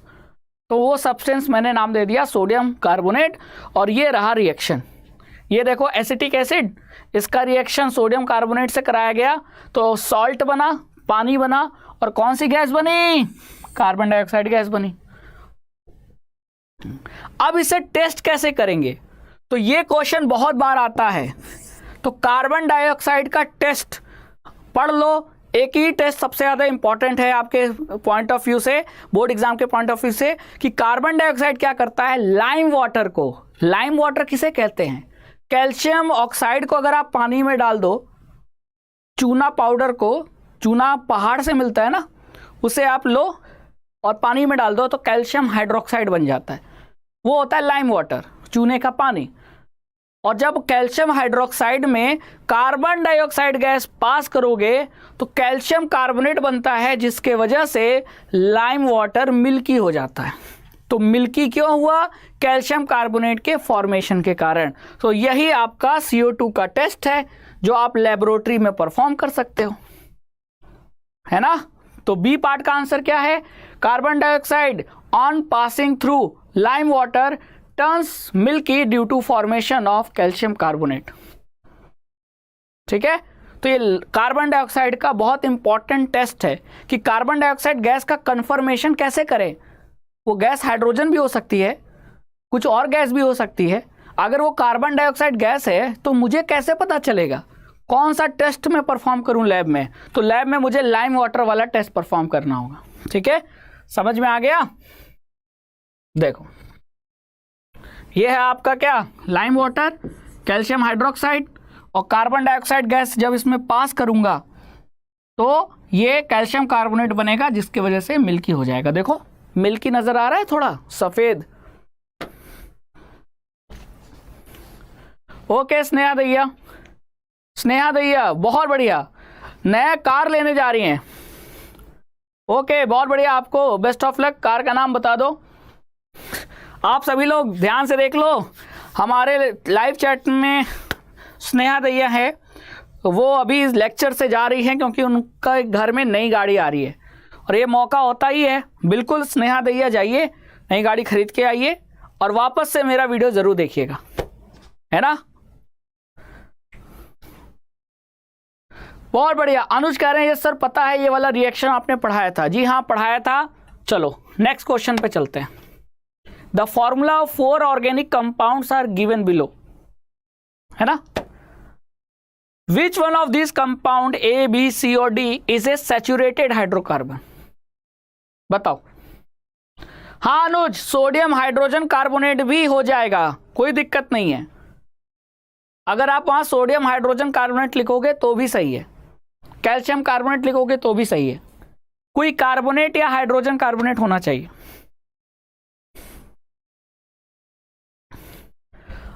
अब देखो ऑर्गेनिक कंपाउंड का मतलब क्या है? कार्बन, हाइड्रोजन और ऑक्सीजन के बने, मतलब इन तीनों में से या तो तीनों हो या तो दो हो, है ना। कार्बन हाइड्रोजन या कार्बन हाइड्रोजन ऑक्सीजन, ऐसे जो कंपाउंड है जो इनसे बने होते हैं वो ऑर्गेनिक कंपाउंड होते हैं। ठीक है, क्लियर। तो ये भी ऑर्गेनिक है, ये भी ऑर्गेनिक कंपाउंड है, ये भी ऑर्गेनिक कंपाउंड है, ये भी ऑर्गेनिक कंपाउंड है। लेकिन ऑर्गेनिक कंपाउंड में वो ऑर्गेनिक कंपाउंड जिसमें सिर्फ कार्बन और हाइड्रोजन है वो क्या कहलाएंगे? उनका स्पेशल नाम है हाइड्रोकार्बन। हाइड्रोकार्बन मतलब ऐसे कार्बन के कंपाउंड जिसमें कार्बन के अलावा सिर्फ हाइड्रोजन होगा, ऑक्सीजन नहीं होगा। ठीक है, तो पहले वाला ऑर्गेनिक कंपाउंड भी है, हाइड्रोकार्बन भी है। दूसरा वाला ऑर्गेनिक कंपाउंड तो है लेकिन हाइड्रोकार्बन नहीं है। क्यों? क्योंकि इसमें ऑक्सीजन आ गया। हाइड्रोकार्बन में सिर्फ हाइड्रोजन और कार्बन हो सकता है, यहां तो ऑक्सीजन भी आ गया। तो ये सिर्फ बी वाला सिर्फ ऑर्गेनिक कंपाउंड है, हाइड्रोकार्बन नहीं है। इथेनॉल ऑर्गेनिक कंपाउंड है लेकिन हाइड्रोकार्बन नहीं है। डी ऑर्गेनिक कंपाउंड भी है और हाइड्रोकार्बन भी है। तो इसमें से सिर्फ हाइड्रोकार्बन कौन है? हाइड्रोकार्बन ए है और डी है। ए क्या है? C2H4 इथीन और डी C2H6 इथेन। तो इथीन अनसैचुरेटेड हो गया, इथेन सैचुरेटेड हो गया और पूछा भी सैचुरेटेड था। तो हमारा आंसर क्या होगा?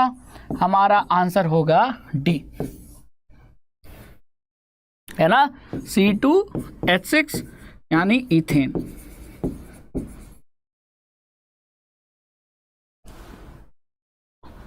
जी हाँ, बिल्कुल सही।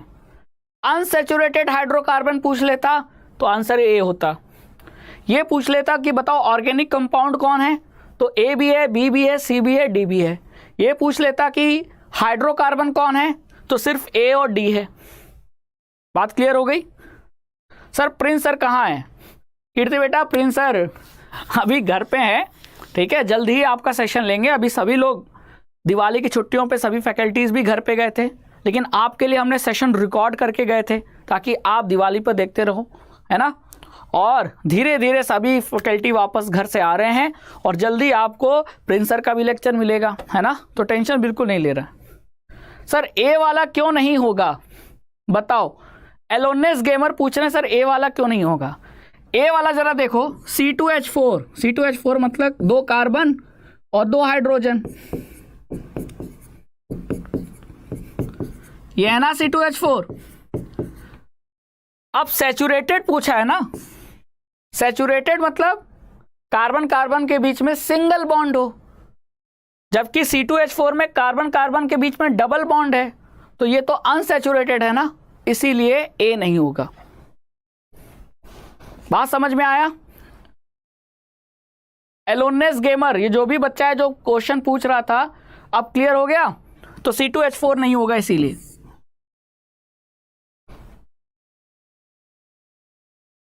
बात क्लियर है?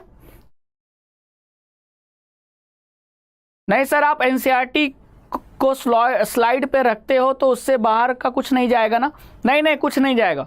मैं सिर्फ एनसीईआरटी पढ़ाता हूँ और एनसीईआरटी ही फॉलो करनी है। पढ़ने के लिए सिर्फ एनसीईआरटी, क्वेश्चन सॉल्व करने के लिए आप एनसीईआरटी के अलावा सीबीएसई के previous year question, sample paper कुछ भी रेफर कर सकते हो, कोई क्वेश्चन बैंक भी रेफर कर सकते हो, लेकिन पढ़ने के लिए सिर्फ एनसीईआरटी, ठीक है। चलो नेक्स्ट क्वेश्चन।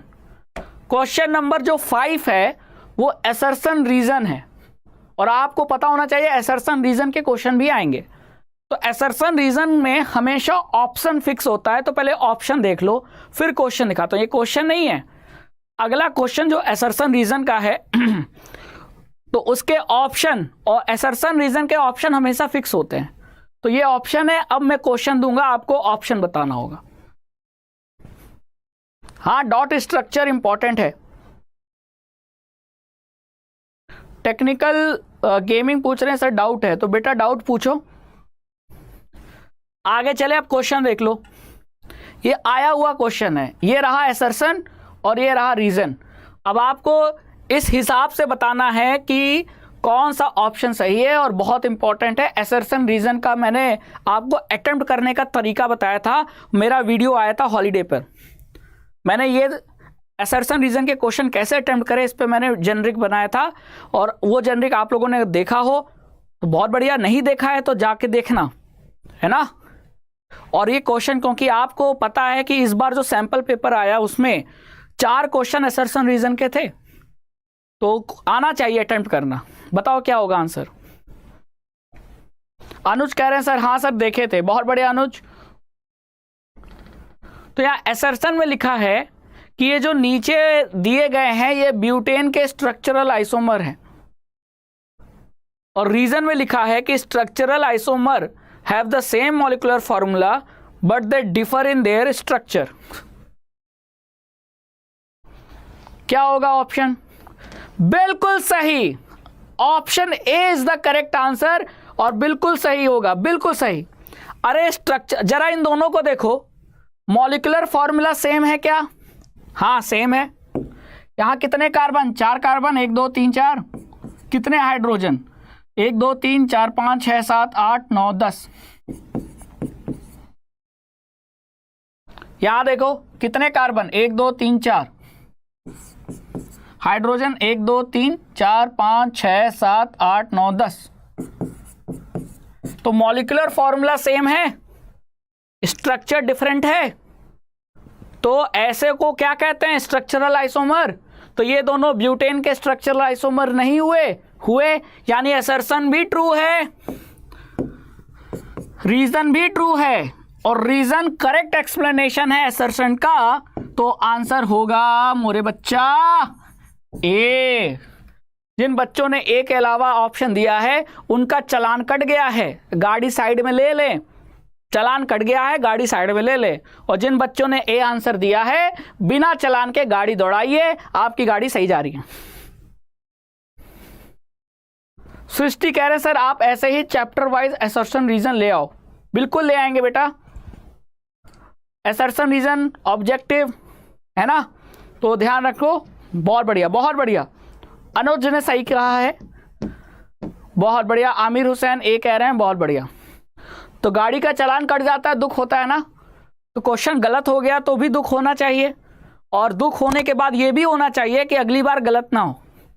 थोड़ा सा दुख अच्छी बात है, ये नहीं कि बड़ा दुख, अरे अब क्या करें, अब क्या करें, नहीं, वो वाला दुख नहीं, थोड़ा सा दुख, अरे यार गलत कैसे हो गया, सर ने पढ़ाया है, मैंने पढ़ा है, फिर भी क्वेश्चन मेरा गलत हो रहा है, क्यों, अच्छे से पढ़ा जाए, ये आपका इंटेंशन होना चाहिए। ठीक है, सैनिक स्कूल पे बेटा हम और वीडियो लाएंगे, ठीक है, और जैसे ही कुछ अनाउंसमेंट होगी क्लासेस के बारे में हम आपको जरूर बताएंगे। अगला क्वेश्चन, तो ए इसका आंसर है। Next question, which of the following is not observed in a homologous series, give reason for your choice. मतलब होमोलोगस सीरीज में क्या ऑब्जर्व आप नहीं करोगे, नॉट लिखा है। मैं इसको व्हाइट से दिखा देता हूं, क्वेश्चन को ध्यान से पढ़ा करो।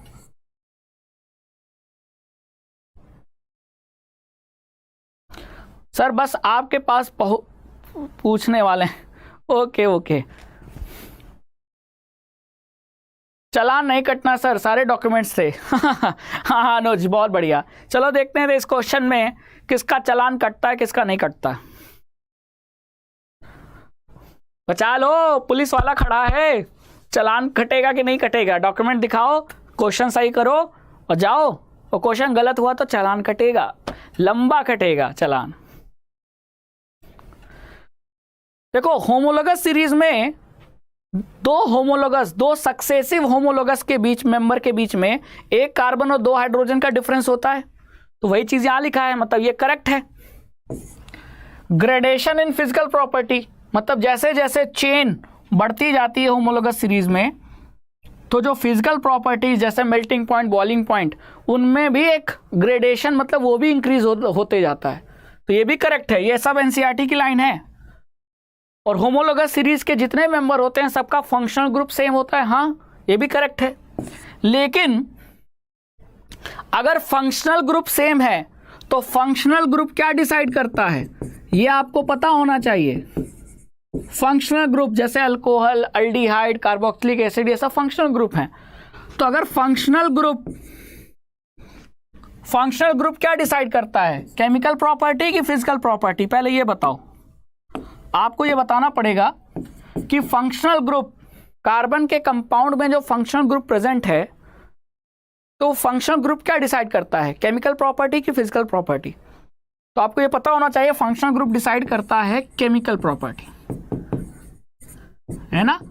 कार्बन की जो चेन है वो फिजिकल प्रॉपर्टी डिसाइड करती है।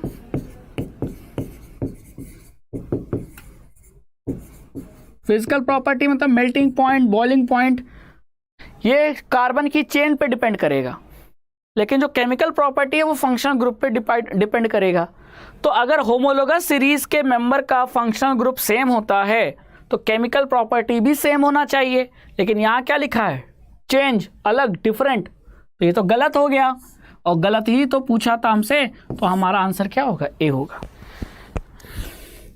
ठीक है, अगर मैं ऐसे लिख रहा हूं, ध्यान से देखना, अगर मैंने ऐसे लिखा CH3 CH2OH, फिर इसका अगला मेंबर CH3 CH2 CH2OH, तो ये दोनों होमोलोगस सीरीज के सक्सेसिव मेंबर है, क्योंकि दोनों में देखो किसका डिफरेंस है, सिर्फ एक कार्बन 2 हाइड्रोजन का डिफरेंस है।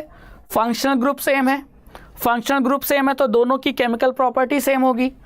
लेकिन क्योंकि फिजिकल प्रॉपर्टी कार्बन की चेन पे डिपेंड करता है और यहाँ कार्बन की चेन थोड़ी छोटी है, यहाँ कार्बन की चेन लंबी है, तो कार्बन की चेन बढ़ने पर फिजिकल प्रॉपर्टी भी इंक्रीज होती है। मतलब उनमें ग्रेडेशन देखना होता है। ग्रेडेशन का मतलब कि जैसे जैसे चेन बढ़ाते जाओगे, मेल्टिंग और बॉइलिंग पॉइंट जैसी फिजिकल प्रॉपर्टी भी बढ़ती चली जाएगी। ठीक है, बात समझ में आ गई? चलो क्वेश्चन नंबर 7। बहुत बढ़िया, बहुत बढ़िया आप लोग जा रहे हो। अभी तक आप लोगों के रिस्पांस देखकर ये बहुत सुकून लग रहा है कि जो पढ़ाया था आपको ये चैप्टर पहले, तो वो चैप्टर अभी भी आपको याद है, अभी भी आप लोग आंसर सही दे रहे हो। तो बिल्कुल बच्चा यही करना है, आगे का पढ़ रहे हो तो पीछे का भूलो मत, और पीछे का चीजें ना भूले। सर ये कैसे हो, भूलता तो है, तो ना भूले इसके लिए सर क्या करें, क्वेश्चन प्रैक्टिस करो। पिछला जो पढ़ लिया है उसके क्वेश्चन प्रैक्टिस करते रहो, और जो नहीं पढ़ा है उसे आगे चैप्टर को पढ़ते रहो। बस यही तरीका है तैयारी करने का। ठीक है, क्लियर? चलो, give a test that can be used to confirm the presence of carbon in a compound. किसी कंपाउंड में कार्बन है कि नहीं, ये आप पता कैसे लगाओगे, कौन सा टेस्ट करोगे आप? क्योंकि साइंस में हर चीज एक्सपेरिमेंट टेस्ट के बाद प्रूव होता है। तो अगर मैं आपसे पूछ लेता हूं कि मैं आपको एक कंपाउंड दे दूं, अब आपको नहीं पता कि उस कंपाउंड में कार्बन है या नहीं, कैसे चेक करोगे, कैसे बताओगे? By heating. नहीं, ब्रोमीन वाला नहीं। ब्रोमीन सिर्फ ये बताता है कि इस कार्बन कंपाउंड सैचुरेटेड है कि अनसैचुरेटेड। तो सैचुरेटेड और अनसैचुरेटेड हाइड्रोकार्बन के बीच का जो डिफरेंस है वो ब्रोमीन टेस्ट से पता लगेगा। लेकिन यहां हमको ब्रोमीन टेस्ट नहीं करना है, यहां हमको ये पता लगाना है कि कार्बन है कि नहीं उस कंपाउंड में। जैसे मैं कह देता हूं सोडियम क्लोराइड, तो क्या इस कंपाउंड में कार्बन है? नहीं। लेकिन मैंने कहा मीथेन, तो मीथेन में कार्बन है। तो ऐसा कौन सा टेस्ट परफॉर्म करूं जिससे मुझे यह पता चल जाए कि उस कंपाउंड में कार्बन है? बहुत आसान है, बहुत आसान। हीटिंग, बिल्कुल सही। कार्बन अगर होगा तो उस कंपाउंड को जब हीट करोगे, हीट मतलब कंबशन, ऑक्सीजन के साथ रिएक्शन, तो कार्बन अगर प्रेजेंट होगा तो वो कंपाउंड ऑक्सीजन के साथ रिएक्शन करेगा तो कौन सी गैस बनाएगा? CO2। जैसे कोयला है, कोयले में क्या है? कार्बन। अब कोयले को आप जलाते हो तो ऑक्सीजन के साथ रिएक्शन होता है तो कार्बन डाइऑक्साइड गैस प्रोड्यूस होती है कि नहीं? अब ये कार्बन डाइऑक्साइड गैस को जब लाइम वाटर से पास करोगे और अगर मिल्की हो जाए लाइम वाटर, तो हो गया। ये तभी होगा जब गैस कौन सी हो? Carbon dioxide. और कार्बन डाइऑक्साइड गैस तभी प्रोड्यूस होगा जब कंपाउंड में कार्बन हो। पता चल गया आपको? तो पहला इसका 2 स्टेप में कंफर्मेशन होगा। पहला कि कंपाउंड को हीट करने के बाद जो गैस आई प्रोड्यूस हुई, उस गैस को लाइम वाटर से पास करें। अगर लाइम वाटर मिल्की हो गया मतलब वो गैस कार्बन डाइऑक्साइड थी, और वो गैस कार्बन डाइऑक्साइड थी तो इसका मतलब फिर वो कंपाउंड कौन सा था? वो कंपाउंड ऐसा था जिसमें कार्बन मौजूद था। हो गया कंफर्मेशन। बात समझ में आ गई? ये सब देखो प्रीवियस ईयर क्वेश्चन है, लाख पढ़ लो, लेकिन जब तक क्वेश्चन प्रैक्टिस नहीं करोगे तो आंसर लिखना कैसे है, क्या लिखना है आंसर में, नहीं समझ में आता। और गलत टू द पॉइंट आंसर नहीं लिखते बच्चे तो एग्जामिनर नंबर नहीं देता, और वही फिर बच्चा सोचता है कि नंबर कहाँ कट गए मेरे, तो नंबर यहाँ कट गए, है ना? तो नंबर ना कटवाओ, चालान ना कटवाओ। इसीलिए पहले उसे कंबशन से बर्न करेंगे और गैस को लाइम वाटर से पास करेंगे, और अगर वो लाइम वाटर मिल्की हो गया इसका मतलब कि उस कंपाउंड में कार्बन था। ये कंफर्मेशन मिल गया। ठीक है, बहुत बढ़िया। आगे चला जाए, चलो। ये देखो कितना आया हुआ क्वेश्चन है, मैंने स्निपिंग टूल से कट करके यहाँ पेस्ट किया है ताकि आपको ये पता चले कि आया था सीबीएसई के एग्ज़ाम में, वहाँ से मैंने इसको कट करके यहाँ लगाया है ताकि आपको ये पता लगे हाँ सर ने पीडीएफ में से क्वेश्चन निकाला है। Sir what is your name? Gupta ji. Gupta ji मेरा नाम राघवेंद्र सिंह है, ठीक है, और मैं अड्डा 24/7 क्लास 9 एंड 10 यूट्यूब चैनल पे साइंस पढ़ाता हूँ, साइंस के क्वेश्चन प्रैक्टिस कराता हूँ, डाउट क्लियर करता हूँ, ठीक है। आ जाएगा हर्षित तिवारी, बिल्कुल आ जाएगा। उतने पुराने भी नहीं, लास्ट 5 इयर्स के क्वेश्चन लगा लो, बहुत है। एक कार्बन का कंपाउंड है जो अभी आपको बताया नहीं है, उस कार्बन कंपाउंड को ए बोला है, लेकिन उसकी मेल्टिंग पॉइंट और बॉइलिंग पॉइंट की इंफॉर्मेशन आपको दे दी है और उसका मॉलिक्यूलर फॉर्मूला भी दे दिया है, और ये भी बोला है कि वाटर में सॉल्युबल भी है हर प्रोपोर्शन में। तो वो कार्बन का कंपाउंड ए है कौन सा? अब ये टेबल आपको याद करनी होगी। तो जब आप कार्बन कंपाउंड का, ध्यान से सुनना, कार्बन कंपाउंड का जब आप एनसीईआरटी में चैप्टर स्टार्ट करोगे ना, तो स्टार्टिंग में ही एक टेबल दी है जहां कार्बन के कुछ कंपाउंड का मेल्टिंग और बॉइलिंग पॉइंट दिया हुआ है, वो टेबल याद कर लेना। और उस टेबल में साफ साफ लिखा है कि मेल्टिंग पॉइंट 156 केल्विन और बॉइलिंग पॉइंट 351 केल्विन किसका है? इथेनॉल का है। तो वो कार्बन का कंपाउंड कौन सा है? ये देखो, इथेनॉल है, इथेनॉल। CH3CH2OH। तो अगर मैं ये H, अगर मैं इसको लिखना चाहूं तो मैं ऐसे भी लिख सकता हूं ना, 2 कार्बन, 3 2 5 1 6 हाइड्रोजन और 1 ऑक्सीजन। वही तो यहां लिखा था। तो पहले क्वेश्चन का आंसर क्या हो गया? Identify A. तो ए हमने आइडेंटिफाई कर लिया, क्या है? इथेनॉल है।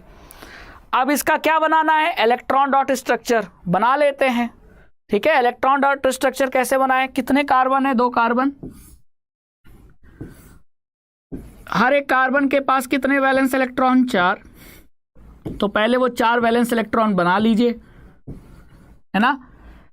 अब CH3CH2OH है ना, तो इसका मतलब पहले कार्बन से 3 हाइड्रोजन जुड़े हैं और हर हाइड्रोजन का 1 इलेक्ट्रॉन।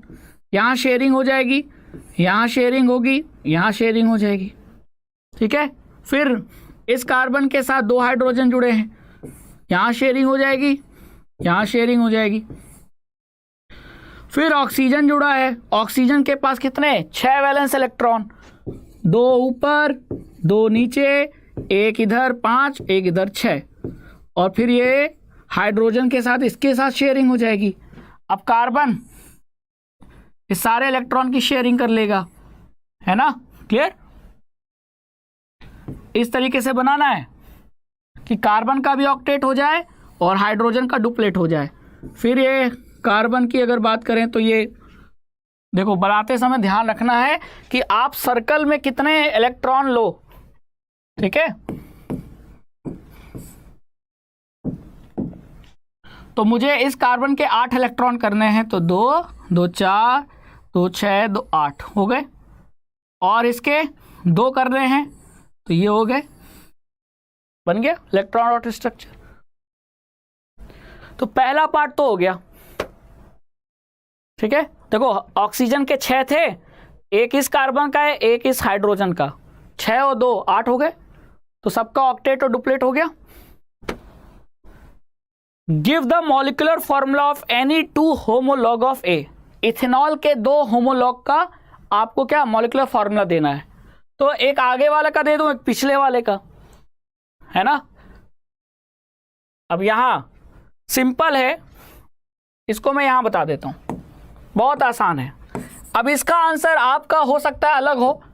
मैंने क्या किया, मुझे पता है कि होमोलोगस सीरीज में लगातार जो 2 सक्सेसिव मेंबर है उनमें 1 कार्बन और 2 हाइड्रोजन का डिफरेंस है, तो वो डिफरेंस बना दूं। तो अगर ये इथेनॉल है तो अगर मैं 1 CH2 कम कर दूं तो 1 हो जाएगा मिथेनॉल, और एक अगला वाला बना दूं तो उसमें CH2 बढ़ा दूंगा, तो ये हो जाएगा प्रोपेनॉल। तो मेरे दो आंसर ये हो गए, एक मिथेनॉल एक प्रोपेनॉल।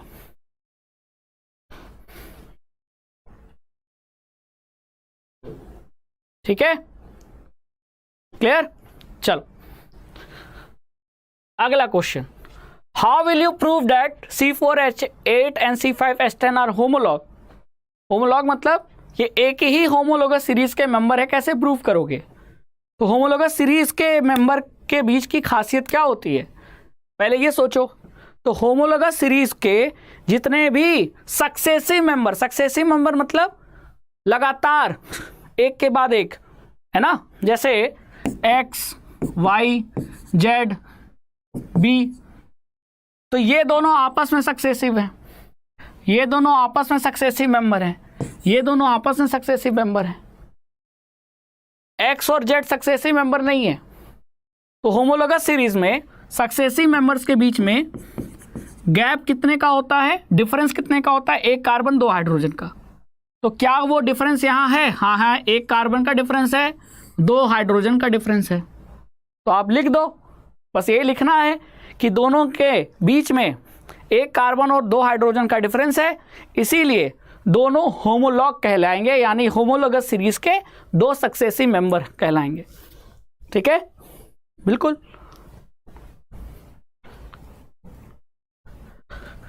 फिर लास्ट नॉमेनक्लेचर भी इंपॉर्टेंट है, बताओ क्या होगा nomenclature. Name the compound according to nomenclature. इस कार्बन कंपाउंड का आपको नाम बताना है नॉमेनक्लेचर के रूल के हिसाब से। फटाफट बताओ, देखते हैं कौन बता पाता है। नॉमेनक्लेचर का रूल याद करो, जो सफिक्स या प्रीफिक्स, हेलोजन होता है तो नाम प्रीफिक्स में ऐड होता है, बाकी alcohol, aldehyde, ketone, carboxylic acid होते हैं तो सफिक्स में नाम जुड़ता है।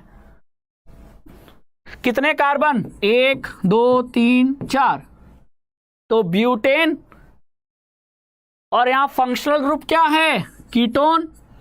तो कीटोन का क्या होता है, ओन। तो जब ब्यूटेन में ओन जोड़ेंगे तो ब्यूटेन का ई हटा देंगे लास्ट वाला और बाकी जोड़ देंगे, तो ये हो जाएगा आपका क्या, ब्यूटेनोन। क्या हो जाएगा, ब्यूटेनोन, ब्यूटेनोन, है ना। ब्यूटेन का ई हटाकर कीटोन का जो सफिक्स है वो जोड़ दिया। कीटोन का सफिक्स क्या होता है, ओन, तो ई हटा के ओन जोड़ दिया, ब्यूटेनोन हो गया।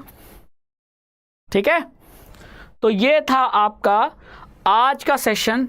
आई होप कि आज के सेशन में आपको काफ़ी अच्छे से रिवीजन हो गया होगा कार्बन कंपाउंड्स का, और कॉन्फिडेंस मिला होगा कि हाँ मुझे ये चैप्टर याद है, मेरा सारा आंसर सही आ रहा है। तो जाते जाते होमवर्क लेके जाओ, जो कि मैं कल के सेशन में डिस्कस करूंगा। ठीक है, क्लियर। तो होमवर्क का स्क्रीनशॉट ले लो फटाफट, कल मैं डिस्कस करूंगा। ठीक है,